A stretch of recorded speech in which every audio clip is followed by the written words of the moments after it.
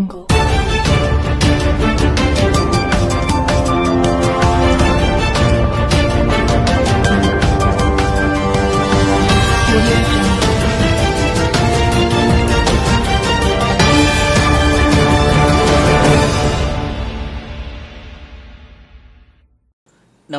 YLR 9 news కి స్వాగతం. నా పేరు యశ్వంత్. ముందుగా హెడ్లైన్స్ చూద్దాం.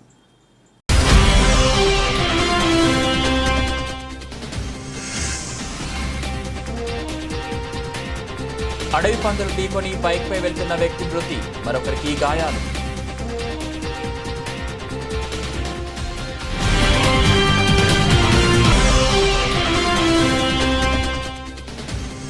నూతన సంవత్సరంలో నియోజకవర్గాన్ని అన్ని విధాలుగా అభివృద్ధి చేస్తాం. నూతన సంవత్సర శుభాకాంక్షలు తెలిపిన MLA Madan Mohan Rao.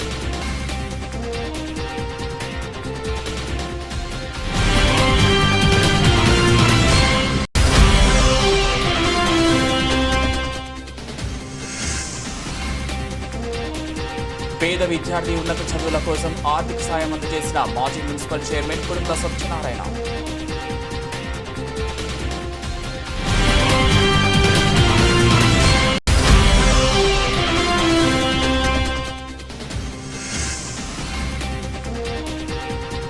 Double bedroom ఇళ్ల చెక్కులను పంపిణీ చేసిన కాంగ్రెస్ పార్టీ మండల అధ్యక్షుడు కుర్మ సాయిబాబా.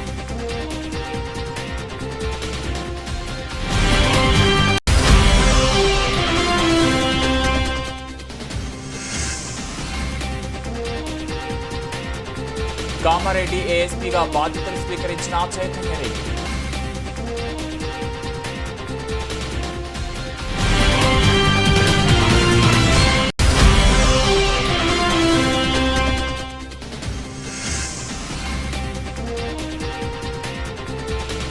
చేపల కోసం వేసిన వల కాళ్లకు తట్టుకొని వ్యక్తి మృతి.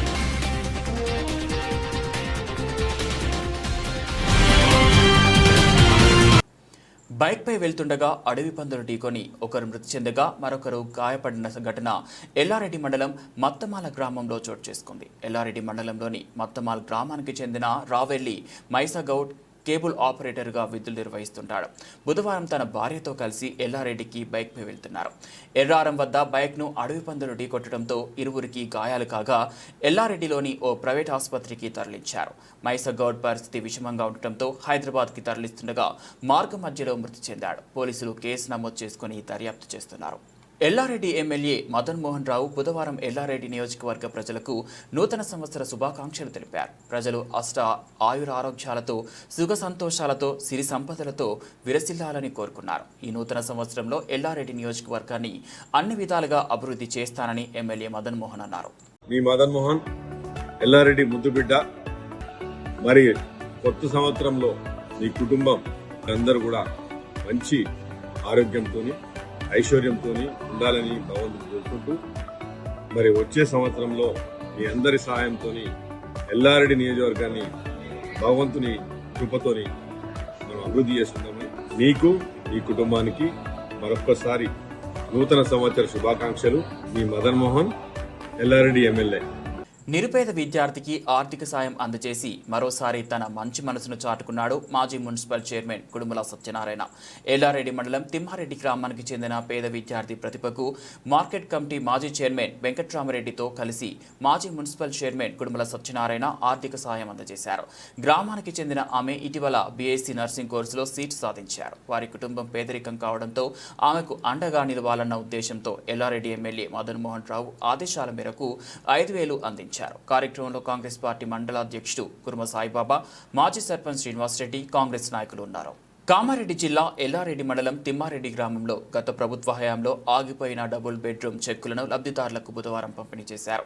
ఎమ్మెల్యే మదన్ మోహన్ రావు ఆదేశాల మేరకు చెక్కులను పంపిణీ చేసినట్లు కాంగ్రెస్ పార్టీ మండల అధ్యక్షుడు కుర్మ సాయిబాబా పేర్కొన్నారు.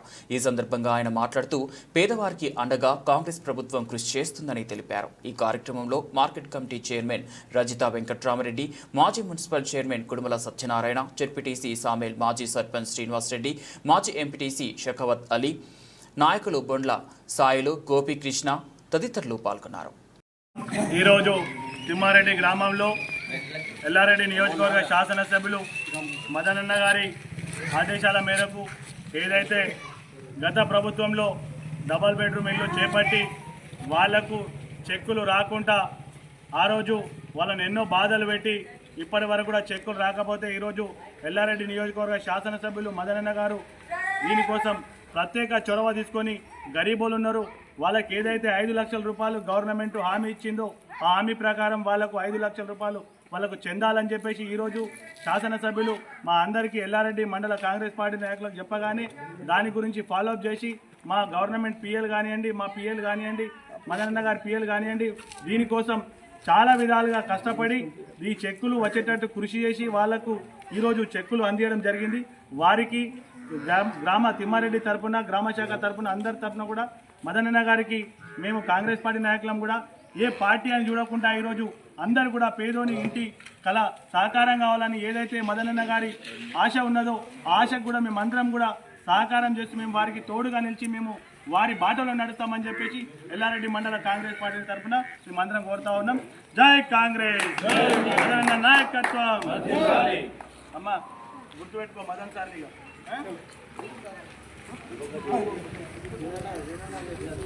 కామారెడ్డి జిల్లా ఏఎస్పీగా చైతన్యరెడ్డి బుధవారం పదవీ బాధ్యతలు స్వీకరించారు. ఇటీవల ప్రభుత్వం ఆమెను కామారెడ్డి జిల్లా ఏఎస్పీగా నియమించింది. ఈ మేరకు కార్యాలయంలో బాధ్యతలు చేపట్టారు. అనంతరం ఆమె మాట్లాడుతూ శాంతి భద్రతల పరిరక్షణ కోసం ప్రతి ఒక్కరూ పోలీసులకు సహకరించాలని కోరారు. జిల్లాలో ఎలాంటి అవాంఛనీయ ఘటనలు జరగకుండా పోలీస్ సిబ్బంది అంకితాభావంతో పనిచేయాలని ఆమె సూచించారు.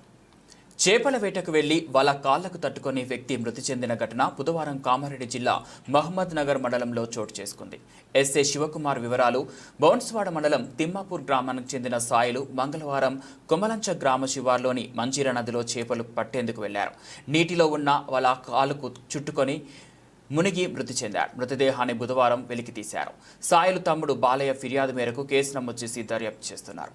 కామారెడ్డి జిల్లా ఎల్లారెడ్డి ఎంఎల్ఏస్ పాయింట్ వద్ద సివిల్ సప్లై హమాలీలు బుధవారం సమ్మెలో పాల్గొన్నారు. రాష్ట్ర యూనియన్ పిలుపు మేరకు నిరవధిక సమ్మె నిర్వహిస్తున్నట్లు వారు తెలిపారు. గతంలో హామీ ఇచ్చిన మేరకు హమాలీ రేట్లు పెంచాలని ఆయన డిమాండ్ చేశారు. 2 ఏళ్లకు ఒకసారి హమాలీ రేట్లు పెంచాలని ఒప్పందం ఉందని, ఆ గడువు ముగిసి ఏడాది అవుతున్నా ప్రభుత్వం రేట్లు పెంచకపోవడం సరికాదన్నారు. ఈ కార్యక్రమంలో హమాలీలు పాల్గొన్నారు. హైదరాబాద్ మెట్రో రైలును మేడ్చల్ షామీర్పేట్కు పొడిగించాలని ప్రభుత్వం నిర్ణయించింది. ప్యారడైజ్ నుంచి తాడ్బండ్, సుచిత్ర, కొంపల్లి, కండ్లకోయ మీదుగా మేడ్చల్, జేబీఎస్ నుంచి కార్ఖానా, తిరుమలగిరి, అల్వాల్, హకీంపేట మీదుగా షామీర్పేట్ వరకు 2 కొత్త క్యారిడార్లకు గ్రీన్ సిగ్నల్ ఇచ్చింది. వెంటనే డిపిఆర్లు సిద్ధం చేసి కేంద్రానికి పంపాలని సీఎం రేవంత్ రెడ్డి అధికారులను ఆదేశించారు. హైదరాబాద్ నగర అందాలను చూపే వీడియోను మాజీ మంత్రి కేటీఆర్ తన ఎక్స్ ఖాతాలో షేర్ చేశారు. ఇది నా హైదరాబాద్ సిటీ అంటూ గచ్చిబౌలిలోని ఎత్తైన భవంతులను చూపించారు. ఆకాశాన్ని తాకాలే ఉన్నటువంటి భవనాలు, మిరుమిట్లు గొల్పే విద్యుత్ కాంతులతో ఉన్న స్కైవ్యూ బిల్డింగ్ కనిపించింది. దీంతో అంతలా అభివృద్ధి చేసేందుకు థ్యాంక్స్ అంటూ బీఆర్ఎస్ శ్రేణులు, అభిమానులు కేటీఆర్కు కృతజ్ఞతలు తెలిపారు. ఆ ప్రజలు సుఖ సంతోషాలతో ఉండాలని బీఆర్ఎస్ వర్కింగ్ ప్రెసిడెంట్ మాజీ మంత్రి కేటీఆర్ ఆకాంక్షించారు. తెలంగాణ భవన్లో న్యూ ఇయర్ క్యాలెండర్ను ఆవిష్కరించి విషెస్ తెలిపారు. కేసీఆర్ నాయకత్వంలో ఈ ఏడాది బీఆర్ఎస్ మరిన్ని విజయాలు నమోదు చేయాలని అన్నారు. కేసీఆర్ మళ్లీ సీఎం అవ్వాలనే కాంక్షతో తామంతా పనిచేస్తున్నామని తెలిపారు. రాష్ట్ర ప్రజల ఆశీస్సులు తిరిగి పూర్తి స్థాయిలో పొందాలని అన్నారు.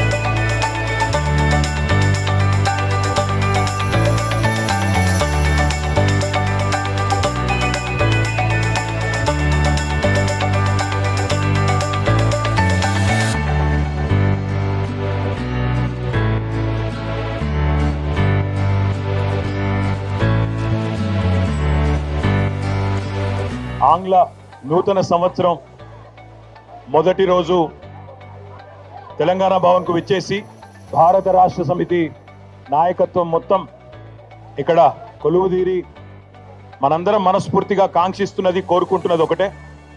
పెద్దలు, మన పార్టీ అధ్యక్షులు, తెలంగాణ తొలి ముఖ్యమంత్రి, చావు నోట్లో తలబెట్టి తెలంగాణ సాధించిన నాయకుడు కేసీఆర్ గారు తిరిగి తెలంగాణకు ముఖ్యమంత్రి కావాలని ఒకే ఒక్క కోరికతో మనందరం కూడా గట్టిగా పనిచేస్తూ ఉన్నాం.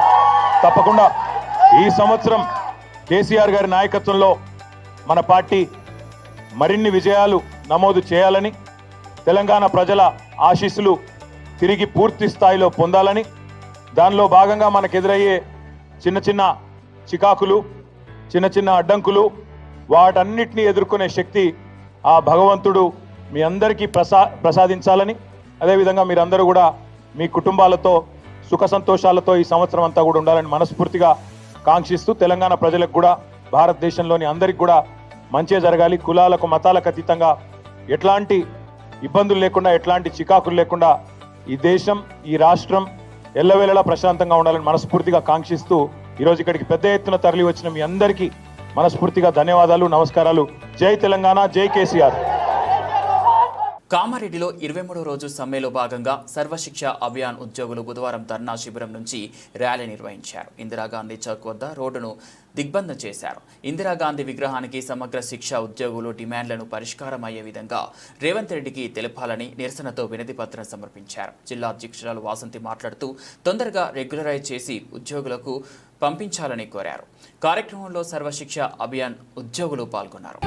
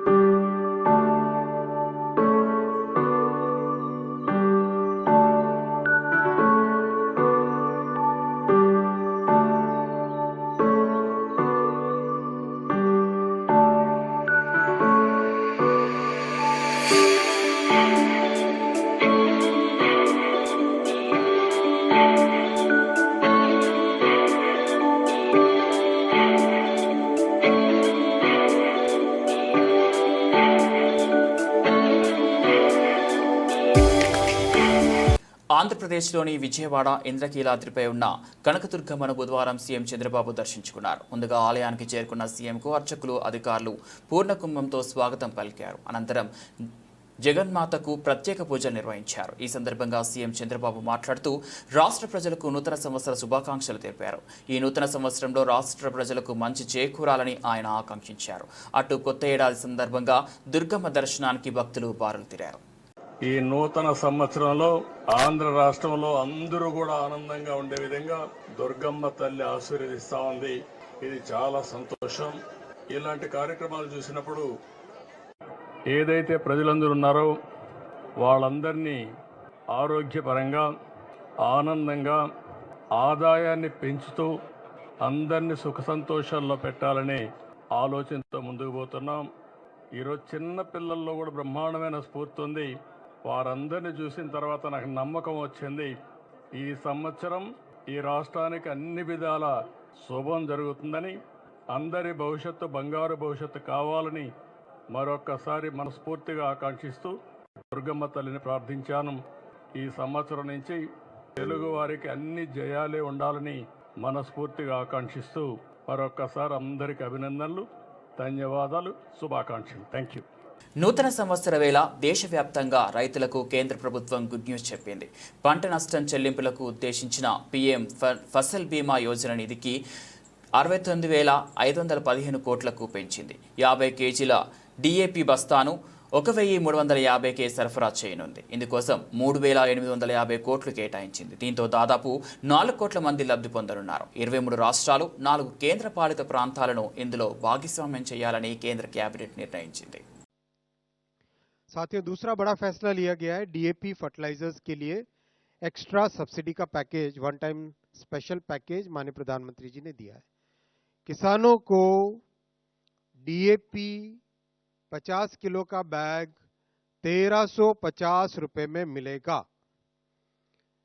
आज दुनिया में जितना भी जियो पॉलिटिकल टेंशन्स के कारण, डिसरप्शंस के कारण, वॉर सिचुएशंस के कारण जो भी एक्स्ट्रा बर्डन है, वो एक्स्ट्रा बर्डन प्रधानमंत्री श्री नरेंद्र मोदी जी की सरकार बेयर करेगी।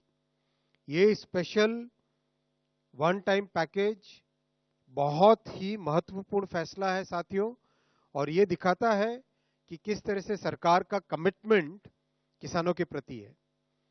अगर हम आस पड़ोस के देशों में देखें तो 1350 रुपए पर 50 केजी बैग जो भारत में मिल रहा है, यही सेम क्वांटिटी डीएपी फर्टिलाइजर की पड़ोस के देशों में अगर आप देखोगे तो this will be more than 3000 rupees per bag. हमारे देश में प्रधानमंत्री जी ने बहुत स्पष्ट तौर पे निर्णय लिया है कि इंटरनेशनल मार्केट में कैसे भी फ्लक्चुएशंस आए, अपने किसानों को हमें सुरक्षित रखना है, उनके ऊपर बर्डन नहीं पड़ने देना है। इसीलिए अगर आप देखोगे आज जो मिडिल ईस्ट में कॉन्फ्लिक्ट है, आज जो रशिया यूक्रेन के बीच में कॉन्फ्लिक्ट चल रहा है, आज जो सप्लाई चेन में डिसरप्शन के कारण कई देश अपने यहाँ स्टोरेज करने में लगे हुए हैं, इन सब के कारण जो मेजर सप्लाई डिसरप्शन हुआ, जिसके कारण इंटरनेशनल प्राइसेस बहुत बढ़ गए। हम लोग कैलकुलेशन कर रहे थे, अभी डिपार्टमेंट ऑफ फर्टिलाइजर के अधिकारी साथ में है। मार्केट में अगर फेयर प्राइस देखते, कितना 3000 से ज्यादा मिलता है ये बैग, करीब 3000 रुपए से ज्यादा में ये बैग मिलता 50 किलो का डीएपी फर्टिलाइजर का।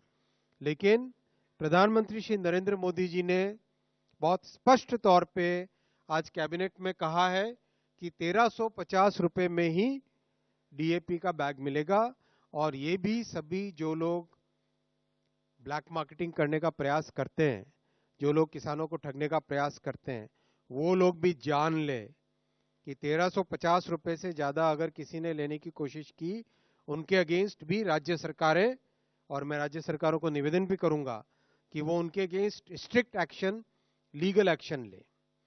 साथियों, इस पूरे पैकेज की कॉस्ट करीब 3850 करोड़ रुपए की आएगी, और ये आप अगर देखोगे तो एक क्लियर कमिटमेंट है पिछले 10 साल का। देखो अगर आप इन 10 सालों में कभी भी किसी भी तरह के डिसरप्शन आए, चाहे कोविड का डिसरप्शन आया, चाहे वॉर का डिसरप्शन आया, किसी भी डिसरप्शन में प्रधानमंत्री श्री नरेंद्र मोदी जी ने किसानों के ऊपर बोझा नहीं बढ़ने दिया। उन्होंने वो सारा बोझा सरकार के कंधों पे लेना उचित समझा, और इसका एक स्पष्ट अगर डेटा में देखें आप तो 4 से 14 में सब्सिडी फर्टिलाइजर्स की जाती थी करीब 5.5 लाख करोड़ 4 से 14 में, 2004 से 2014 में। 2014 से 24 में ये करीब 12 लाख करोड़ हो गई, 11.9 लाख करोड़, यानी डबल से भी ज्यादा सब्सिडी इन 10 सालों में किसानों को फर्टिलाइजर्स पे दिए, और इसका बहुत ही अच्छा परिणाम भी आया है। देश भर में जहां पर भी जाए हम, अभी हाल ही में महाराष्ट्र में काम करने का मौका मिला था, तो वहां किसानों से जितनी भी जगह बात करते, हर जगह किसानों का ये बहुत अच्छा एक इनपुट आता, फीडबैक आता कि सब्सिडी मतलब फर्टिलाइजर का प्राइस मोदी जी ने बढ़ने नहीं दिया। दुनिया भर में प्राइस कहीं पर भी गया हो, लेकिन वो एक्स्ट्रा बर्डन मोदी जी ने किसानों पे नहीं आने दिया, वो बर्डन सरकार ने अपने कंधों पे लिया। मोदी जी ने ये क्लियर कमिटमेंट किसानों के प्रति दिखाया। ये साथियों 2 बहुत बड़े फैसले आज लिए गए, और अगर इसको हम देखें तो ये एक पूरी सीरीज है। अगर ये सारे फैसले आपके सामने जो रखे हैं, ये फैसले जून में तीसरी टर्म प्रधानमंत्री श्री नरेंद्र मोदी जी की सरकार बनी 3rd टर्म के लिए, उसके बाद के फैसले। आप इन फैसलों में क्लियर पैटर्न देखेंगे। ये पैटर्न है किसानों के जीवन से जुड़े, किसानों के खेती से जुड़े हर एक एस्पेक्ट, इनपुट से लेके आउटपुट तक, टेक्नोलॉजी से लेके क्वालिटी ऑफ इनपुट्स तक, एजुकेशन से लेके डिजिटलाइजेशन तक, रिस्क को कम करने से लेके मार्केट के सपोर्ट को बढ़ाने तक, यानी 360 डिग्री एनालिसिस अगर आप करो किसानों के किसानी का, खेती का, तो उसमें हर एक एस्पेक्ट में, हर एक डायमेंशन में प्रधानमंत्री श्री नरेंद्र मोदी जी ने, एनडीए सरकार ने एक क्लियर సపోర్ట్ ఆర్ క్లియర్. దర్శక ధీరుడు రాజమౌళి, సూపర్ స్టార్ మహేష్ బాబు కాంబినేషన్లో రాబోతున్న సినిమాను రేపు లాంచ్ చేయనున్నట్లు సినీ వర్గాలు తెలిపాయి. హైదరాబాద్లో ఉదయం 10 గంటలకు పూజా కార్యక్రమం జరగనుందని పేర్కొన్నారు. RRR తర్వాత రాజమౌళి తెరకెక్కిస్తున్న సినిమా కావడంతో ఈ ప్రాజెక్టుపై భారీ అంచనాలున్నాయి. హాలీవుడ్ రేంజ్లో ఈ మూవీని రూపొందించాలని జక్కన్న ప్లాన్ చేసినట్లు సమాచారం. బులెటిన్ ముగించే ముందు హెడ్లైన్స్ మరోసారి.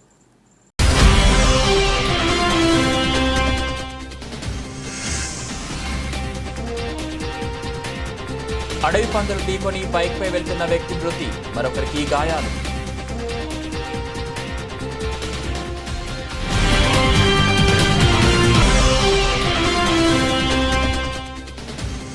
నూతన సంవత్సరంలో నియోజకవర్గాన్ని అన్ని విధాలుగా అభివృద్ధి చేస్తాం. నూతన సంవత్సర శుభాకాంక్షలు తెలిపిన MLA Madan Mohan Rao.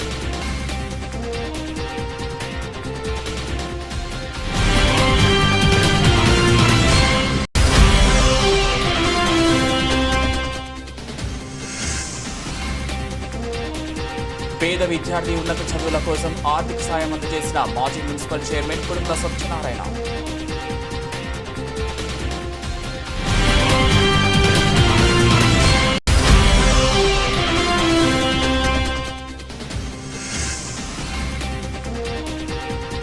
Double bedroom ఇళ్ల చెక్కులను పంపిణీ చేసిన కాంగ్రెస్ పార్టీ మండల అధ్యక్షుడు కురుమ సాయిబాబా.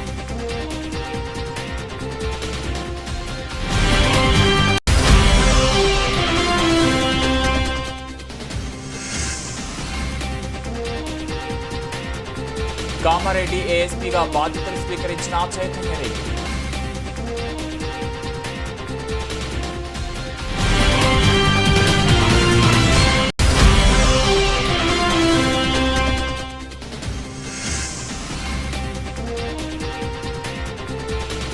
చేపల కోసం వేసిన వల కాళ్లకు తట్టుకొని వ్యక్తి మృతి.